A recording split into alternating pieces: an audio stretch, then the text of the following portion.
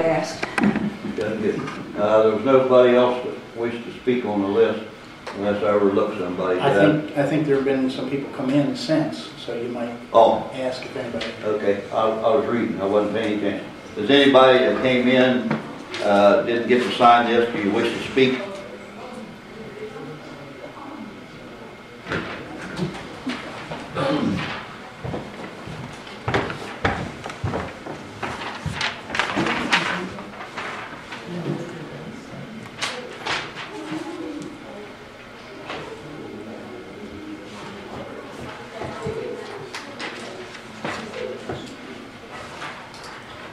It's okay. I just want to have an opportunity to comment if we can comment later on. Is that all right? Yep. And I was late because of the road conditions. It's okay. So, It's all right. You want me to sign in too, the one Yeah. that just came? Yeah.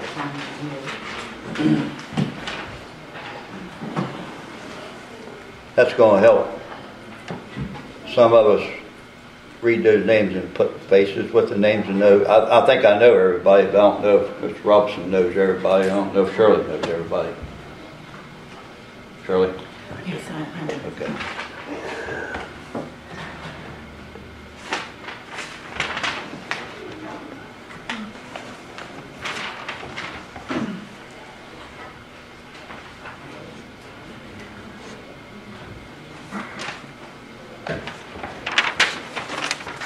Thank you for giving us the opportunity to sign. You're welcome. Thank you. Okay.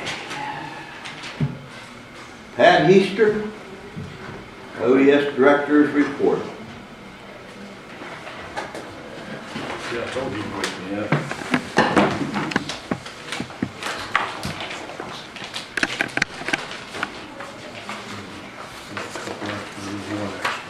Sorry.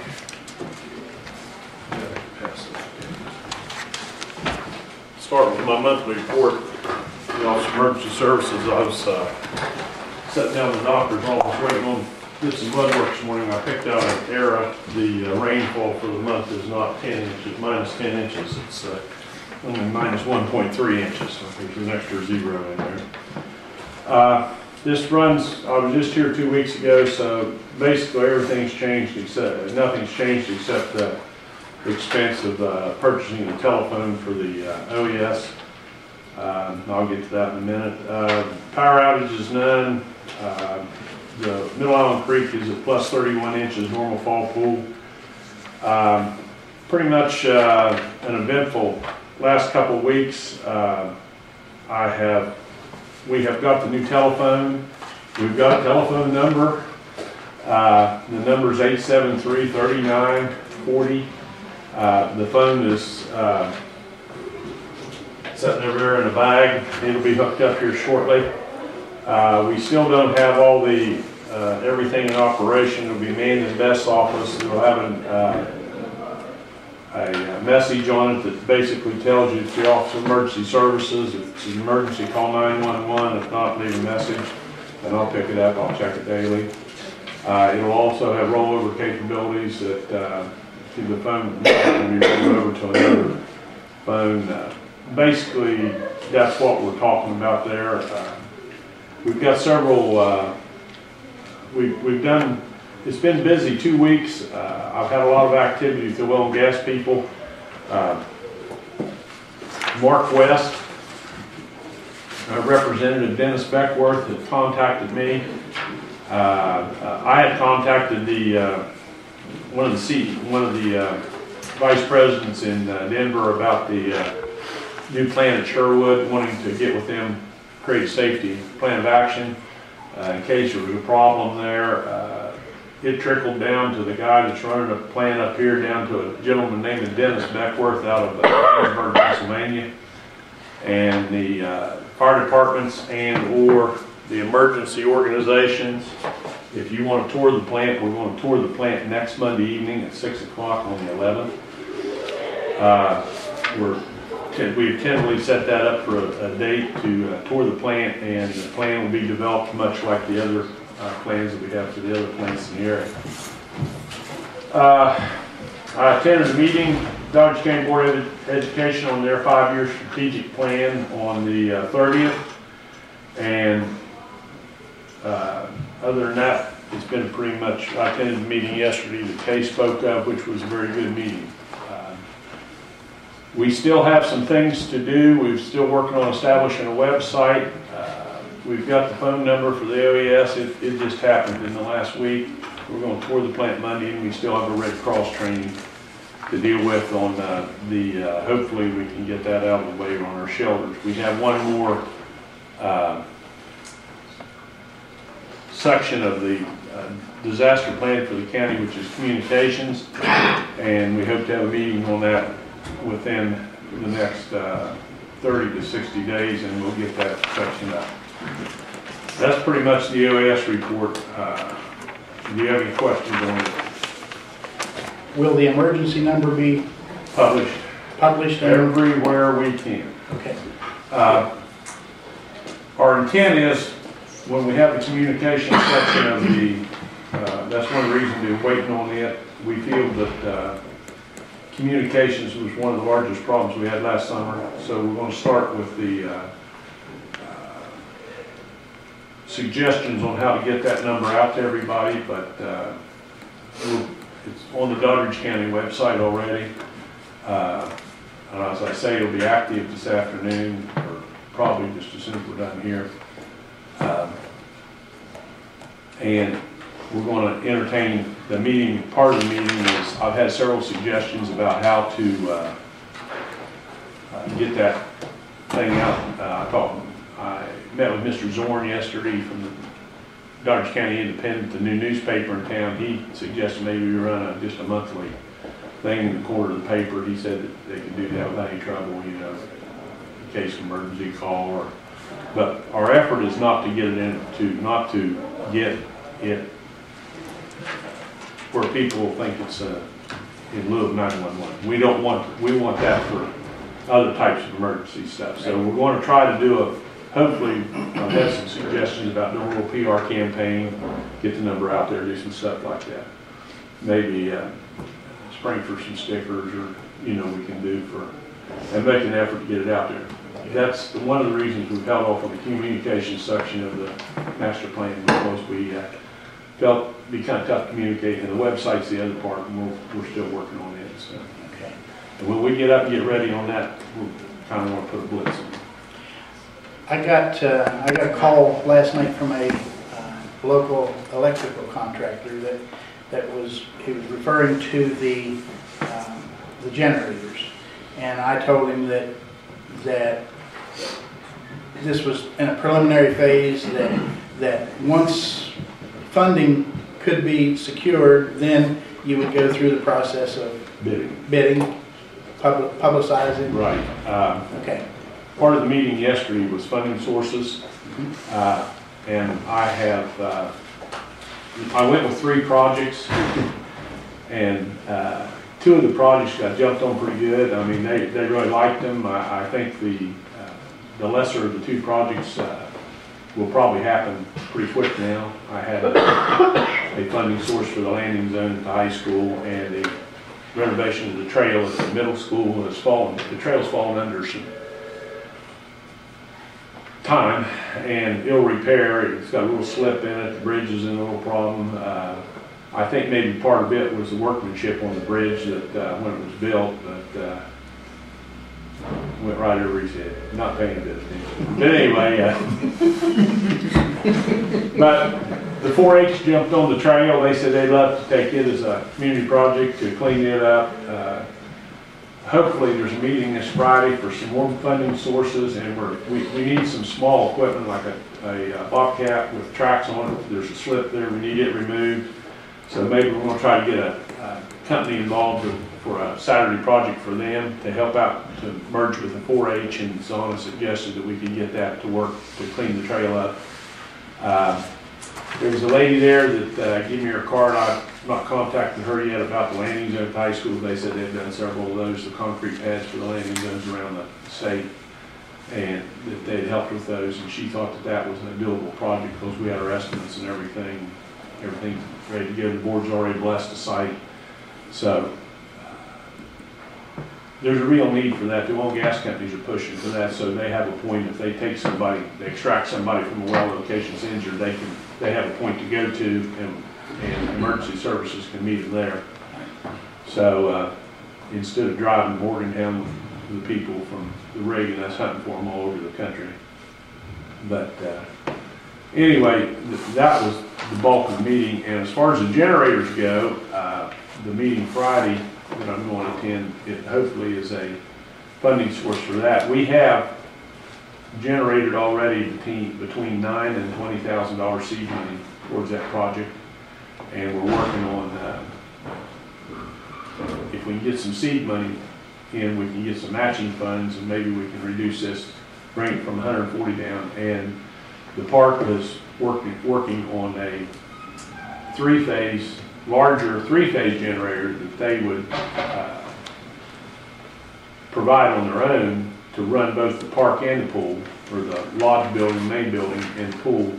And if that takes, and that comes off, and that reduces the cost of the $30,000, so that brings our total that we need down, and it makes the effort less. So we can get, but hopefully we're going to pursue this through every available funding source. The gentleman sat beside me yesterday, he had several funding sources available, so I gave him my email address for him to get those. So we're going to look at every grant, every possibility that we can go to this, and hopefully it'll become reality soon. And then we'll have to go back through the bid process. Parks Equipment also contacted me about the possibility. They sell for the same company now, and I told them I didn't have any problem, but I thought they'd wasted both of our times right now until we actually get something that's doable, because we'll have to go back to the bid process and everything. And I suggested maybe they jump on the bandwagon there. Yeah. Because the low bid at this time is from Craig's Electric out of Buchanan, but they both sell for the same company, so they're both selling Generac, and which is has a real good service record. Well, it sounds like you had an excellent meeting yesterday. Very productive. I couldn't attend because I had a doctor's appointment, but that's a lame excuse. Yeah, that's a terrible excuse. But anyway, it sounds like a productive meeting. Yeah. Okay, I had one other thing.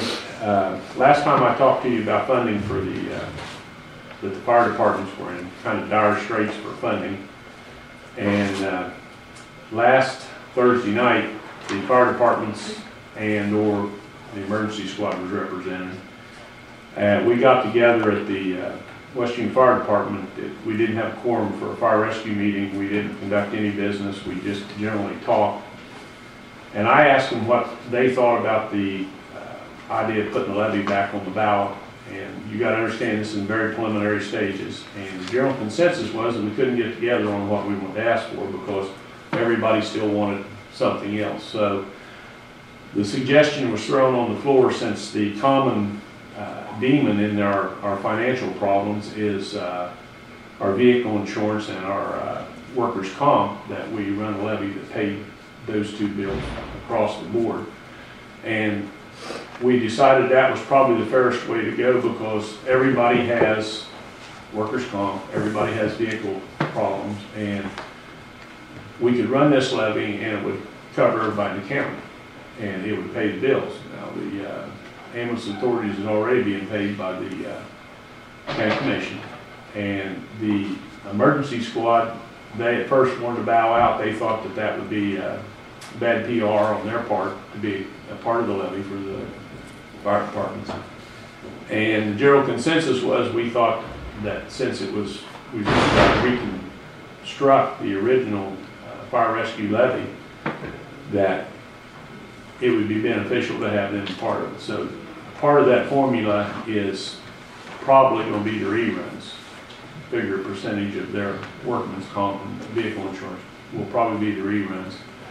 And all these numbers have not been brought together yet. We only have rough estimates. But what I'm asking today is, if we start the process, and knowing that it's going to take 1.5 years to get this through, probably we've got to find an election to put it on, we've got to talk to the lawyers again, we've got to get everything rewritten, we've got to go to the tax department, it's got to go to the auditor's office, it's got to get, you know, the Secretary of State's office, everything, all we got to go back to, all the approval processes, plus we've got a public hearing, I think.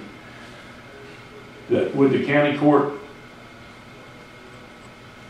be in favor of letting us start this effort? Now, all we're asking for is a nod yesterday. You don't have to vote on it. If you think you could vote or allow us to run the levy, the last time we weren't allowed to run our levy. Before we start this progress, we're asking for permission to run this levy more than anything else. And if we get that, then we'll start the process, and it's going to be a very slow and very long process. But we came to two decisions at the meeting. Number one, we can't worry about anything that's happened in the past. We've got to go forward. It's got to be about the future. And number two, it's got to be attacked as a positive thing. It can't be negative about anything. We're going back to working on the positives. We're not, you know, the past is gone. We can't do anything about it. We're going to start as this is a new effort, and we're going to pull together with one voice. And that was general consensus. And everybody took it to their department meetings last night. And I told them if I didn't hear anything from them, I'd bring it to you guys today for permission to run this meeting. So now that's where we are, and that's you know, that's what I'm asking for, permission today to start the process. And then we'll be along and teach this process again. And we've lost Lou's not up there, who handled all the levy stuff before, and it'll be fresh ground for the attorneys, and so we're going to have to start all over again and kind of throw everything out and start from the get-go. So, Well, myself, I'm in favor of it, but I don't know. Can we act on this? I don't think legally there's anything to act on until we bring you the request back with the actual document and say we'd like to run this levy at a certain time at a certain date. Okay. But before we start, there's a lot of apprehension about why do we want to do this. They're just going to tell us no again. Yeah. And that's what, you know. I think the ambulance authority should be on the levy. It would take the burden off of the county. Well, okay. I don't agree with that, but I don't disagree with it. But if you're, I don't think there's enough money available to pay everything. Now, you got to understand that there's only so much of that levy space in there. Our levy only raised like $116,000 to $118,000. But the emergency squad isn't a part of the county. No, but they're running e-calls. And that's, you know, we're talking about e-calls here, emergency calls. And they are running e-calls now. They run one last night. And that was the only thing that we thought about if we covered the e-call situation. And I don't know. Like I said, I don't want to reopen this can of worms all over again. All I want to do is figure out a way. The fire departments have sucked. We didn't do anything in this thing, and we're paying the price for it. And in order to put, we're trying to put everything back together. We had a real good thing going here for a long time, 30-some years, and now we're back to almost square one. And we're trying to put something back together. Like I said, we're going forward and we're going positive. And if we're going to do it, if we're not going to do it this way, then we've got to go back and reconstruct fire rescue. Our bylaw says everybody will share equal. It's always been equal. And that's what we've been doing, and that's what we're trying to put back together, move forward. And the general consensus is the ambulance authority is taken care of by the county commission, you know, and But if they was on the levy, it wouldn't be but such a they're burden. not a member of the organization, Shirley, and we'd have to rewrite our bylaws and everything to include them. And you know, if we're going to do this, you know, we're going to have to start having meetings and rewrite bylaws, and you know, becomes a point. What we don't want to happen is this divide up into 5 different directions and 5 different organizations fighting for money and put the politics back in it. We want to take it back out and back to where you know what's going on and they can do their business and they're not out having to raise money to stay alive. What do you think, Randy? I personally just point in time, I think we're getting along really well as far as the two organizations goes. I'm not going to allow my personal feelings to interfere with anything. I do think we need to move forward. However, I think that the commission needs to look at the program from an outside prospect as far as the EMS is like Jan-Care, Life Ambulance Service, any of the other private entities outside. So if you have no one move into the area that would want to do that, then would we pay for their workers' comp and their insurance and so forth to assist them also, since they would answer emergency calls? I don't know the answer to that. I think we can sit down and work out something, but I don't know what the answer is. But I look forward to working with them and joining the Fire and Rescue Committee and being a part of that. I look forward to that. But so far, we haven't been able to do that. You want to say something? I'll hold my tongue. Okay. I'm in favor of giving you permission to run the levy as it did before. I am too. I'm in favor. Well, we'll start the process, we'll have a meeting, we'll put some numbers together. I started to tell Shirley, I don't know that there's enough money in the levy portion of the taxes to pay for everything. We only raised $116,000 on our levy before. It worked out to about $18,000, $20,000 a piece. Most of the fire departments are paying over $20,000 a year workers' comp. So this may very well end up only paying a portion of each one when the numbers are actually realized. And one thing over the years we've realized that the tax expectations, projections, never match the collections. There's always a shortfall there because people don't pay their taxes. So an illustration of that is Fire Rescue divided up $11,000 the other night that was leftover taxes from the old levy. And the state told us we had to keep that account open for 5 years because there'd be stuff trickling in. And we had $11,000 trickling in that got divided up. We will report back at a future date, and we'll have an official meeting and fire rescue meeting. It'll be published, and like this one was in the paper, we didn't have a quorum, so it was a bad night. Okay. Thank you. Thank you, Thank you, Pat. Dan. Pat,